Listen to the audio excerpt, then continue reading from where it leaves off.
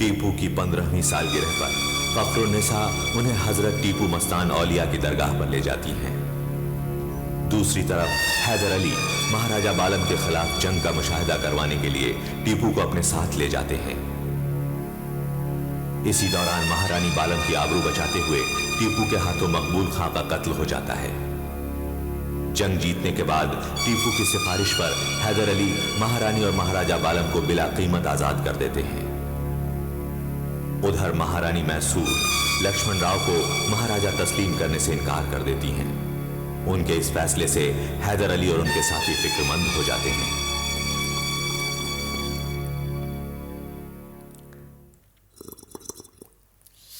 सिर में आग, पेट में पानी और मुख में धुआं, और मेरे मुंह से निकलता है दर्द का धुआं।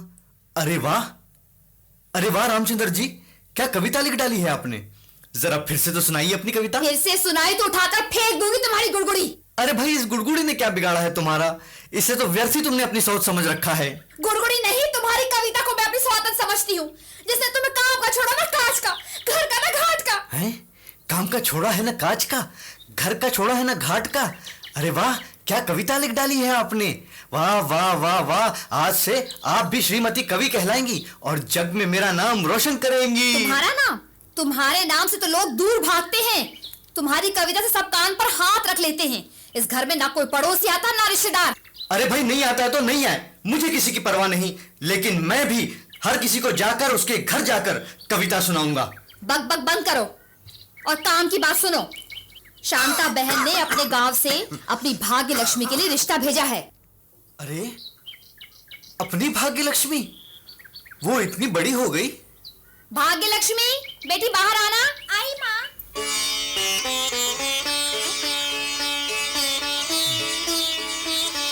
ठीक है, जा बेटी, अंदर जा।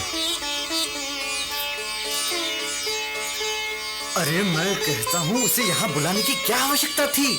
शांता बहन ने लिखा है कि लड़का बहुत अच्छा है, खाते पीते शरीफ घर का लड़का है, खेती बाड़ी करता है। अच्छा, और कुछ कविता विता का भी शौक है? कविता गई भाड़ में, कवि बनेगा तो तुम्हारी तरह भूखा मरेगा। अपमान, कवि का घोर अपमान। 10 तोले सोने के गहने मांगे हैं। 10 तोले सोने के गहने? हाँ, और 500 पकौड़े नगद। और 500 पकौड़े नगद? और 30 बारातियों की सेवा। और 30 बारातियों की सेवा? कोई दूसरा रिश्ता होता तो इससे भी अधिक देना पड़ता। अच्छा, तो आप समझती हैं कि उन्होंने बहुत कम मांगा है? और क्या, इससे कम कोई मांगता है? मैं समझती हूँ शांता बहन ने सब बता दिया होगा कि तुम क्या चीज हो। तो मैं चीज हूँ? जो भी हो, नमूने हो। सुनो, जवाब जल्दी देना है। अब ये बताओ कि खर्चा आएगा कहाँ से? अरे भाई, पहले ये तो बताओ कि ये सब मिलाकर होगा कितना? यही कोई 800,000 पकौड़े। 800,000 पकौड़े? मगर ये सब इतने आएंगे कहाँ से? बड़ी डींगे मारते थे ना कि नवाब हैदर साहब बहादुर तुम्हारे बचपन के दोस्त हैं, उन्हीं से मांग लो। सुना है बहुत बड़े आदमी हो गए हैं वो, ढिंडोरा भी हो गया है कि सब अधिकार उन्हीं के पास हैं। हाँ भाई, इसमें तो कोई शक नहीं है। सर्वाधिकार तो मेरे दोस्त हैदर के पास ही है, लेकिन मैं उससे नहीं मांगूंगा। क्यों? उसने मेरी तरफ दोस्ती का हाथ बढ़ाया था और अब मैं उसकी तरफ भीख के लिए हाथ बढ़ाऊं? ये भीख नहीं, एक दोस्त की सहायता होगी। कुछ भी हो, मैं उसे कष्ट नहीं दूंगा। मैं जाकर साहूकार से उधार ले लूंगा। तो जो जी में आए करो, लेकिन जल्दी करो। अगर ये रिश्ता हाथ से निकल गया तो दूसरे रिश्ते की आस मत रखना।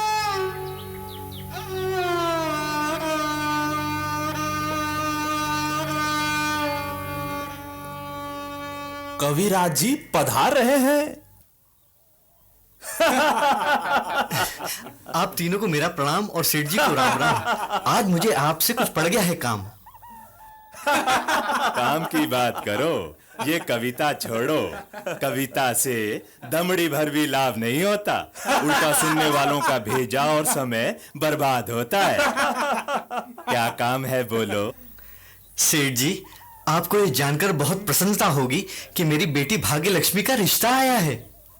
क्यों नहीं, क्यों नहीं, आगे बोलो, काम क्या है? बस मुझे उसी के ब्याह के लिए आपसे कुछ उधार चाहिए था।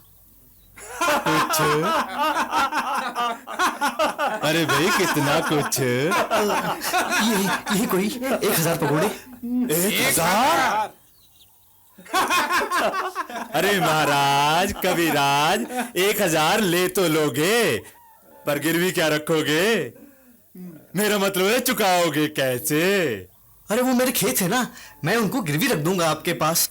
उनसे मुझे एक साल में 100 पकौड़ों की आमदनी होती है, उनमें से 50 में हर साल आपको लौटाता रहूंगा। यानी 20 साल में मुद्दल और ब्याज के साथ 50 साल में चुकाएंगे।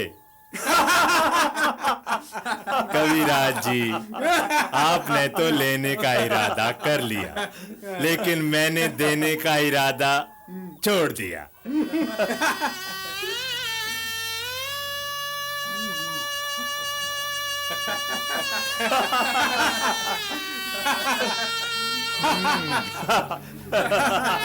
एक आसान तरकीब बताऊं? जी भाग्य लक्ष्मी का विवाह भी अच्छी तरह हो जाएगा। हाँ हाँ, बताइए, अवश्य बताइए। आप अपने पुराने दोस्त नवाब हैदर अली साहब के पास चले जाइए, उनसे जितना मांगोगे मिल जाएगा। अरे 1000 क्या, 5000, 10,000, 50,000। और फिर नवाब हैदर अली साहब भी शादी में शरीक हो जाएंगे, सारे गांव में चहल पहल हो जाएगी। बस एक बार उनसे मिल लो, सब ठीक हो जाएगा। मैं तो कहता हूँ कि राज कवि का पद खाली है, उसे संभाल लो। क्यों? अरे मंत्री ना सही, संतरी तो बन ही जाएंगे। राजकवि ना सही, कम से कम दरबारी मस्खरे की इज्जत तो हासिल हो ही जाएगी।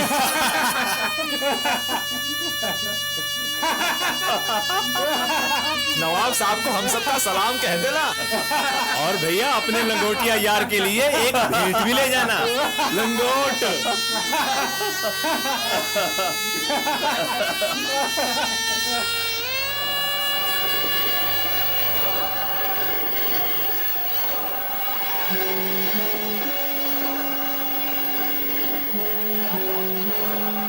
क्या हुआ?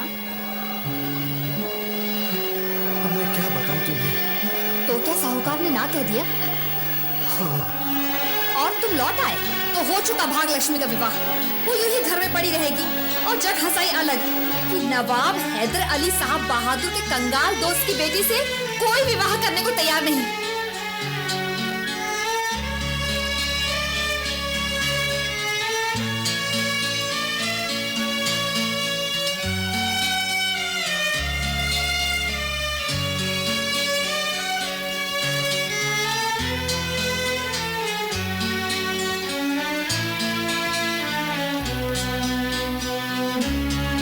नवाब हैदर अली साहब बहादुर के कंगाल दोस्त की बेटी से कोई विवाह करने को तैयार नहीं, कोई विवाह करने को तैयार नहीं, कोई विवाह करने को तैयार नहीं।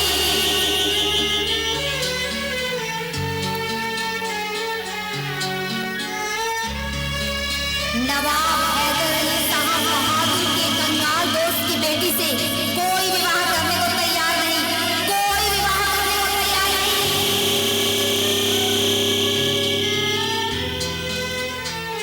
नवाब हैदर अली साहब बहादुर के कंगाल दोस्त की बेटी से कोई विवाह करने को तैयार नहीं, कोई विवाह करने को तैयार नहीं।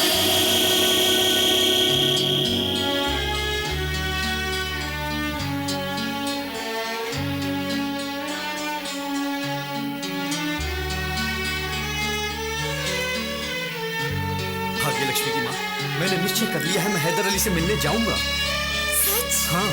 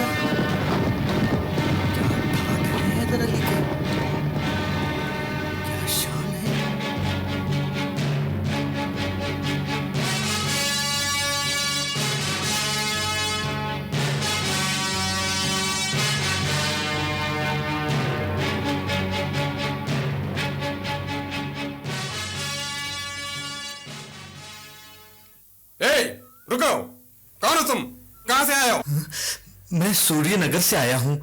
मेरा नाम रामचंद्रन है। मुझे हैदर अली से मिलना है। सुबह से शाम तक तुम जैसे हजारों आते हैं। जिसे देखो हैदर अली साहब बहादुर से मिलने चला आता है, जैसे उन्हें कोई काम ही नहीं है।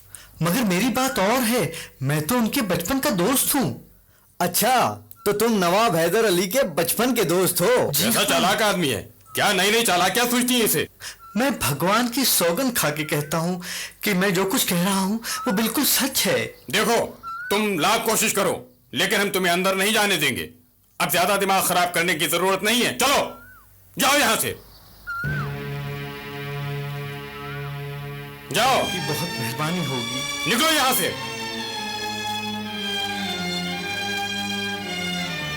अब जाते हो क्या?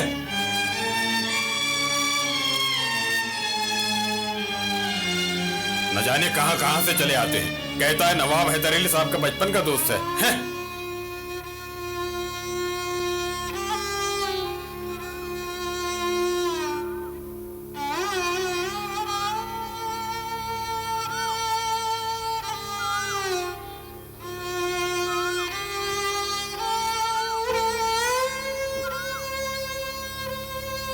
बेटा घोड़े पे बैठे रहना, मैं अभी आता हूं। हाँ,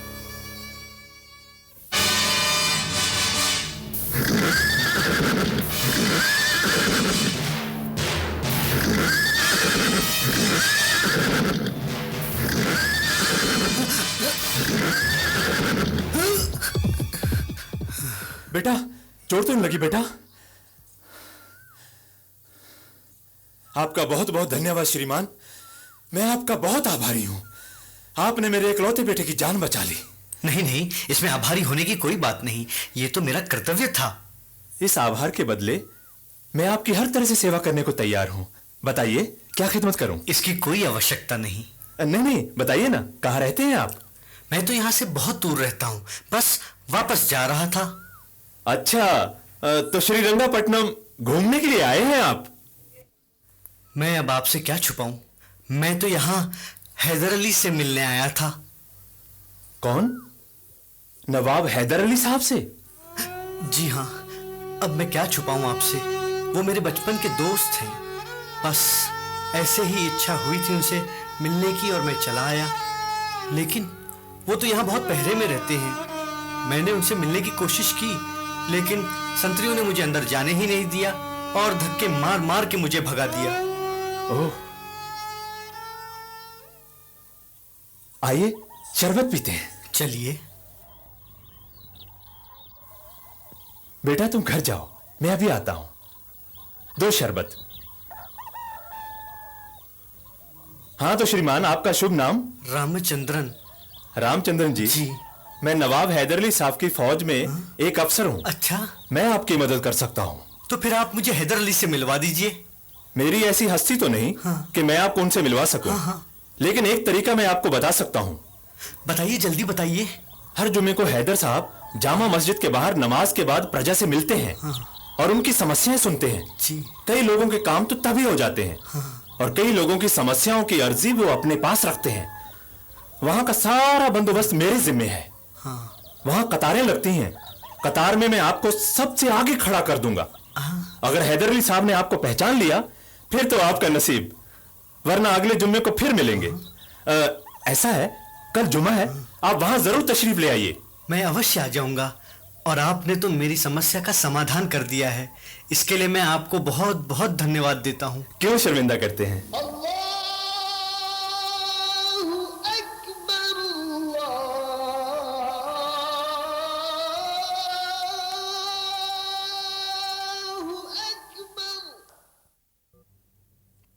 अस्सलाम अलैकुम वरहमतुल्लाह।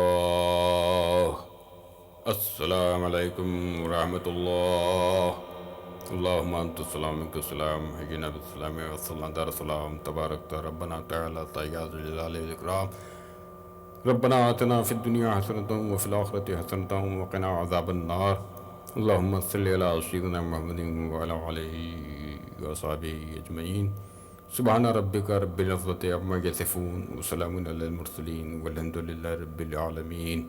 आमीन।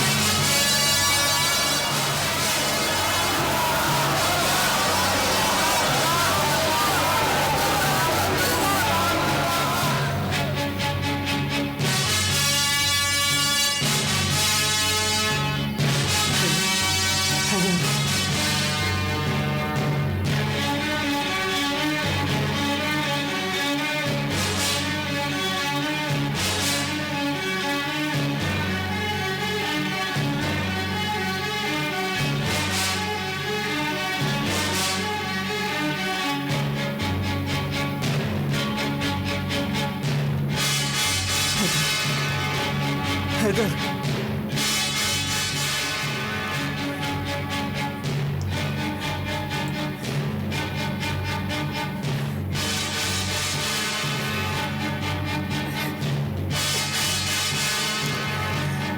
हैदर, हैदर अली, हैदर अली, हैदर।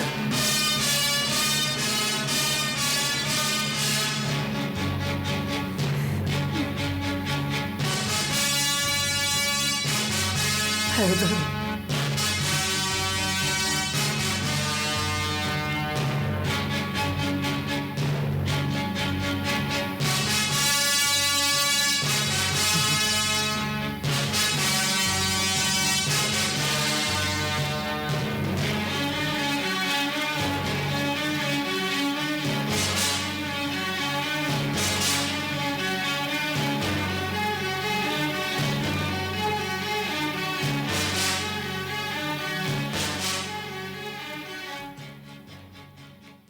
रामचंद्रन,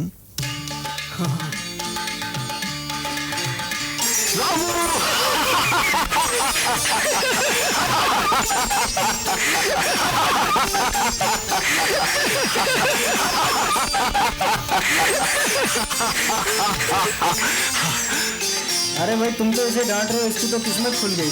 ठीक है तेरे भाई। हैदर, टीपू बिल्कुल तुम पर गया है। चाल ढाल, सूरत, शक्ल। और रामचंद्रन बहादुरी में भी ये हम पर ही जाएगा। हैदर अली का जानशीन हैदर अली से बढ़कर होगा। रियासत मैसूर की शान कहलाएगा। ऐसा ही हो। अच्छा रामचंद्रन, अगर हमारे बचपन वाले नाक का साया इस पर भी पड़ जाए तो। दोस्त रामचंद्र, ये सांप और साधु वाला किस्सा क्या ये वाकई सच है? 100% सच है। अब मैं क्या बताऊं, मेरे किसी बात का किसी को विश्वास ही नहीं होता। अब्बूजान अभी कभी कभी उस किस्से को याद करते हैं और हंस लेते हैं, लेकिन कभी उस पर यकीन नहीं करते। हैदर साहब विश्वास करें या न करें, लेकिन भविष्यवाणी तो सच साबित हुई।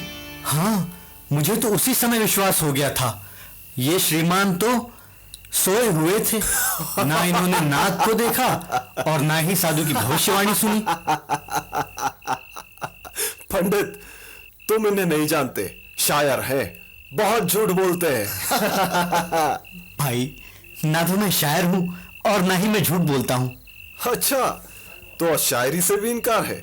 सबसे बड़ा झूठ तो यही है। हाँ भाई पंडित, इनकी शायरी का शिकार तो मैं भी कई बार हो चुका हूं। फिर भी रामचंद्र, एक शेर हो ही जाए। हाँ रामचंद्रन, आज कुछ हो जाए। जरा पुरनैया पंडित को भी तो पता चले कि आप किस मयार के शायर हैं। जी हाँ, जरा हम भी तो सुने। मैं सच कहता हूं, मैं शायरी वायरी कुछ नहीं।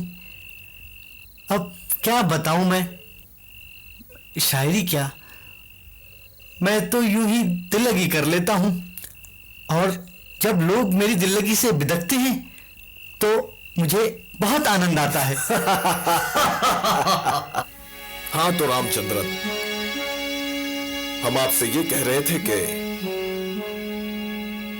हमारे बचपन की वो नाग और साधु की कहानी चाहे सच हो या ना हो, लेकिन हमने जो आपसे वादा किया था वो हमें अब तक याद है। तुम्हें याद है?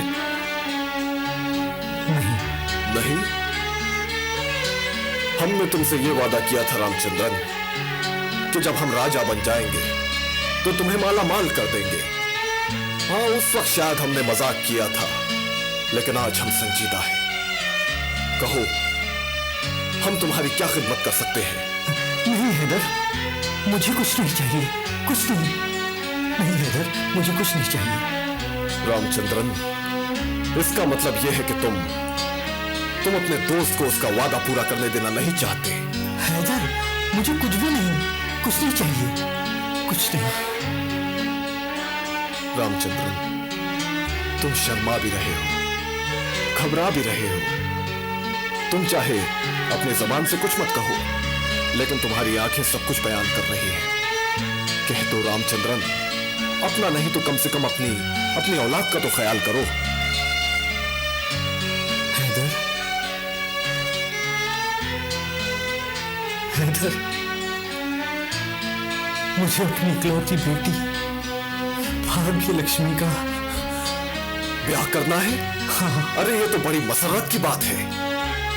हम अपनी बेटी के लिए एक से बढ़कर एक वर का इंतखाब करेंगे। रामचंद्रन, हमारी रियासत में एक से बढ़कर एक दौलतमंद और खूबसूरत वर मौजूद है, जैसे शंकर राव, गोपालन, हिम्मत राव। वर मिल गया हैदर, बस रिश्ता पक्का करना है। ये तो और भी अच्छी बात है रामचंद्रन। बारात हमारे महल में आएगी। देख लेना रामचंद्रन, हम अपनी बेटी का ऐसा ब्याह करेंगे कि जमाना बरसों तक याद रखेगा। नहीं हैदर, ब्याह तो गांव में ही होगा, और वो भी मेरे हैसियत के हिसाब से। अच्छा, जैसे तुम्हारी मर्जी। लेकिन ये तो बताओ रामचंद्रन कि तुम जहेज में क्या देना चाहोगे? दहेज? आओ मेरे साथ, उधर देखो। वो जितनी जमीन नजर आ रही है ना, वो सब की सब हमारी है, और हमारे खजाने भी बेशुमार हैं। तुम जो चाहो हमसे ले लो, सिर्फ हुक्म दो। हुक्म? हुक्म मैं और तुमको? क्या बात करते हो हैदर, अब तुम भी मेरा मजाक उड़ाने लगे। मैं मजाक नहीं कर रहा हूं रामचंद्रन, मैं मजाक नहीं कर रहा हूं। वो दोस्ती क्या जो दोस्त के काम ना आ सके। तुम जो चाहोगे हम तुम्हें देंगे। मुझे तो बस भाग्य लक्ष्मी के ब्याह के लिए 1000 पगोड़े चाहिए। 1000 पगोड़े? ज्यादा है तो 500 से काम चल जाएगा।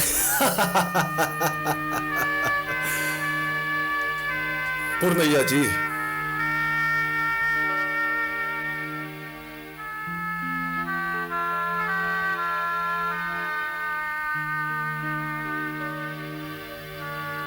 लीजिए, ये तुम्हारे लिए है रामचंद्रन। इतने सारे? ये सब मेरे लिए है? मैं इस दौलत का क्या करूंगा हैदर? मैं तो इसके बिना ही बहुत सुखी हूं। मुझे तो बस भाग्य लक्ष्मी के ब्याह की ही चिंता सता रही है। हाँ,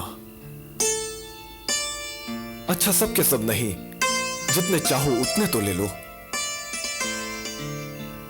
मित्र पुरनैया, गिनती तो मुझे आती नहीं, तुम इनमें से गिन के मुझे 1000 पगोड़े दे दो।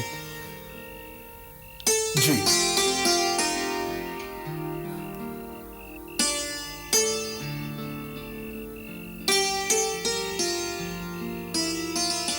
रामचंद्रन, अब तुम हमारे मेहमान बनकर रहोगे। नहीं हैदर, मैं भाग्य लक्ष्मी की मां से कहकर आया था कि मैं जल्दी वापस आ जाऊंगा, वो मेरा रास्ता देखती होगी। लेकिन रामचंद्रन, तुम जाओगे कैसे? जैसे आया था। नहीं रामचंद्रन, तुम हमारी खास गाड़ी में जाओगे। हाँ।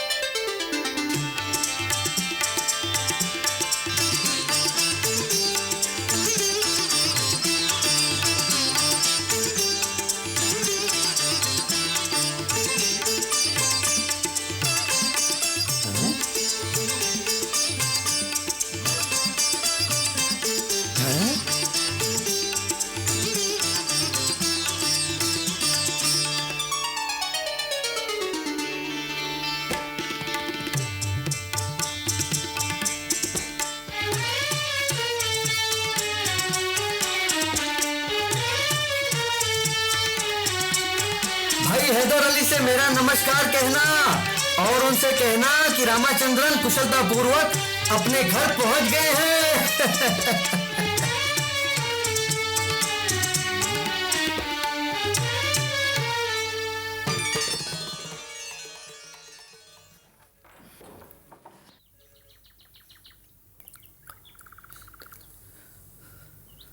कराग्रे वस्ते लक्ष्मी कर्मोदे सरस्वती करमूले स्तुतो ब्रह्मा प्रभाते करु दर्शनम। हरिओम हरिओम। अरे मैं क्या सपना देख रहा हूँ? हाँ, ये सपना ही है। कितना सुंदर सपना है। अरे ओ भाग्य लक्ष्मी की माँ, उधर क्या सपना देख रही हो? जरा बाहर आओ, मेरा सपना देखो। हाँ हाँ, बाहर आओ जल्दी। कितना सुंदर सपना है, कितना सुंदर सपना है। ये सब कैसे हुआ? कितना सुंदर सपना है, कितना सुंदर सपना है।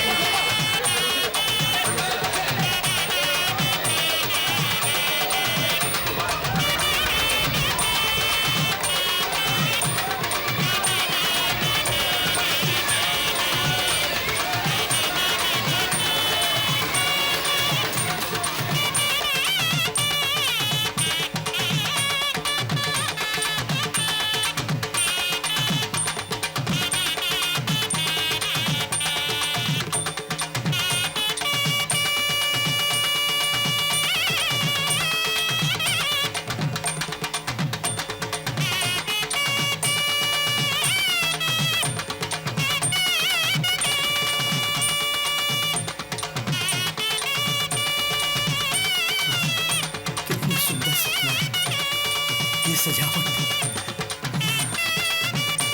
शहनाइयों की आवाज सुन रही हो?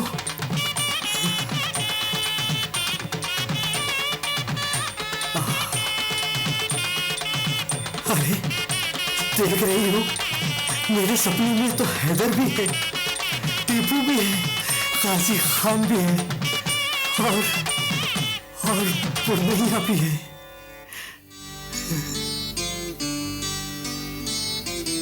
बारातियों का इस्तकबाल नहीं करोगे रामचंद्रन? मुझे तो लग रहा है ये सपना है जो कभी न टूटे, और अगर ये सपना नहीं है तो फिर मेरी समझ से बाहर है।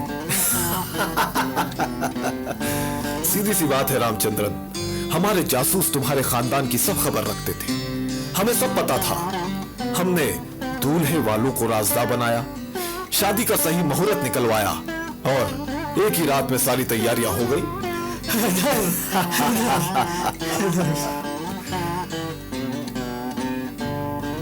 हमारी बहन भाग्यलक्ष्मी और उनके पति के लिए एक नाचीज तोहफा।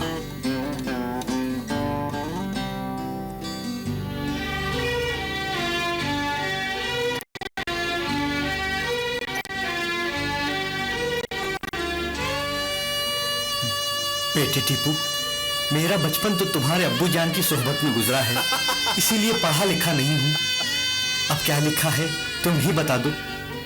हमारी तरफ से ये गांव और आसपास के 5 गांव आपको जागीर में दिए जाते हैं। 5 गांव? एक तरफ हैदर अली मुसीबतों पर फतह हासिल करते हुए आगे बढ़ रहे थे, तो दूसरी तरफ हुक्मरान वक्त अहमद शाह और उनका सिपह सालार शेख अयाज हैदर अली पर हमला बोलने की तैयारी कर रहे थे।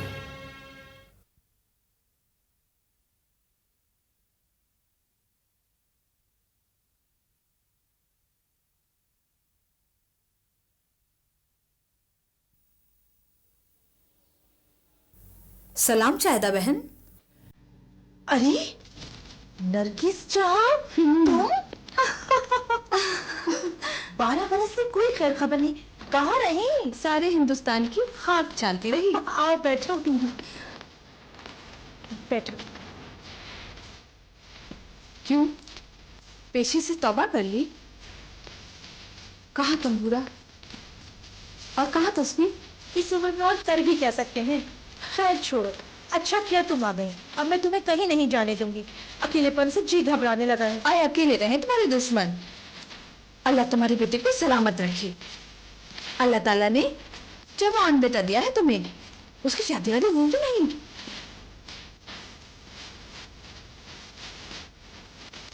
पहले किसी लायक तो बन जाए। क्यों? मैंने सुना है वो किसी फौज में सिपाही सलाह है। और तुमने ठीक सुना है, लेकिन मेरी तमन्नाओं की हद यही तो नहीं। मैं उसे उसके बाप की जगह पे देखना चाहती हूँ। तो घबराते क्यों हो? अल्लाह ने चाहा तो वो भी बहुत जल्द पूरा हो जाएगा। और वैसे भी तुम अपने हुस्न शबाब की कीमत खूब वसूल करना जानती हो। नरगिस, इस दुनिया में तवाइफ की हैसियत किसी रईस की जूती से ज्यादा नहीं। जब तक नई और दिलकश रहती है, कालीन की जगह पाती है, और जब पुरानी हो जाती है तो उतार के फेंक दी जाती है। इसलिए कम से कम वक्त में अपने हुस्न और शबाब का जितना ज्यादा फायदा उठा लिया जाए, वही एक तवाइफ के हक में बेहतर है। तुम्हारे फनकार को कोई जवाब नहीं। तुम्हारा तो कोई बार खाली जाता ही नहीं। मैंने कभी कोई अच्छा बात किया ही नहीं जो खाली जाता। हमेशा गाहक देख कर पुड़िया बांधती रही। सच है, यूसुफ अदा की जेवर से अल्लाह ने तुम्हें खूब नवाजा है। आज भी वही तेवर है, वही बापन है जो चढ़ती जवानी में था। मादरे गिरामी की खिदमत में सलाम अर्ज करता हूँ। चुप चुप जियो, तरक्की तुम्हारे कदम चूमे। तस्लीम।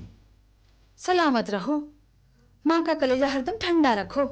ये मेरे बचपन की सहेली नरगिस जहाँ है। 12 बरस के बाद बंगाल और अवध की सैर करके वापस आई हैं। कुछ कमा कर आई हैं कि गमा कर आई हैं? देखा ना नरगिस, बिल्कुल मुझ पर गया है। वही तेजी, वही तर्रारी। इसने तो इस कहावत को बिल्कुल झुटला दिया। बापत भूत परापत घोड़ा, बहुत नहीं तो थोड़ा थोड़ा, है ना? आपकी इस कहावत से मुझे एक बात याद आ गई। मैं आपसे कुछ पूछना चाहता हूं। पूछो बेटे। ये मेरी राजदार है, मेरा अच्छा बुरा इससे कुछ नहीं छुपा।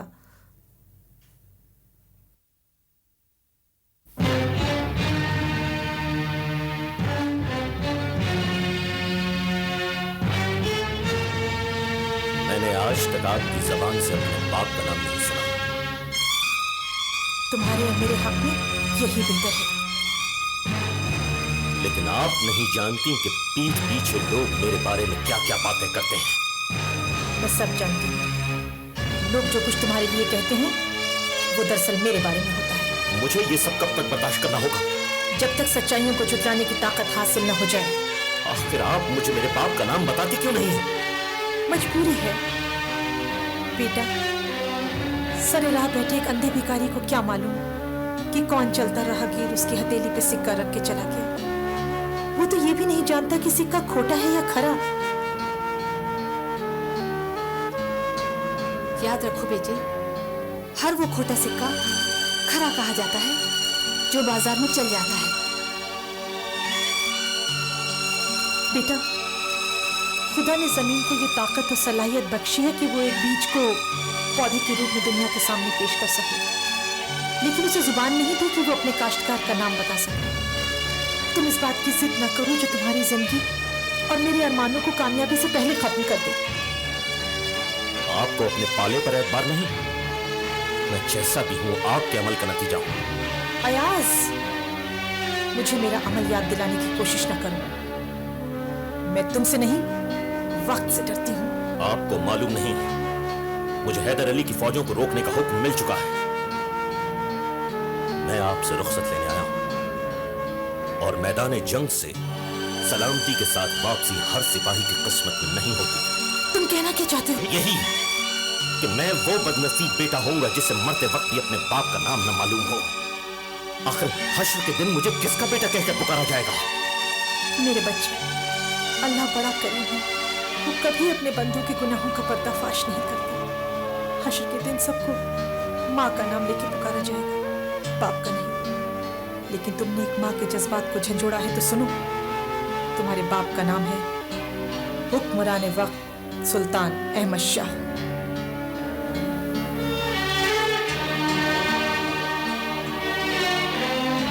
बेटी, मेरी एक नसीहत याद रखना, तुम्हारी आंखें खुली रहें और जबान बंद रहे। इस जंग में हैदर अली की फौज पर फतेह हासिल करने की कोशिश में तुम्हारी बर्बादी है और उसका दिल जीतने की कोशिश में तुम्हारी भलाई, और यही मेरी तमन्नाओं की कामयाबी का रास्ता भी है।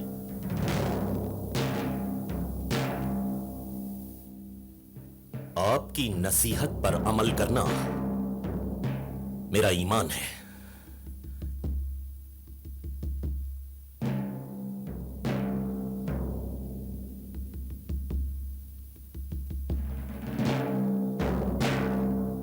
हुक्मरान वक्त बादशाह सलामत लश्कर कूच करने के लिए तैयार है, आपके हुक्म का इंतजार है।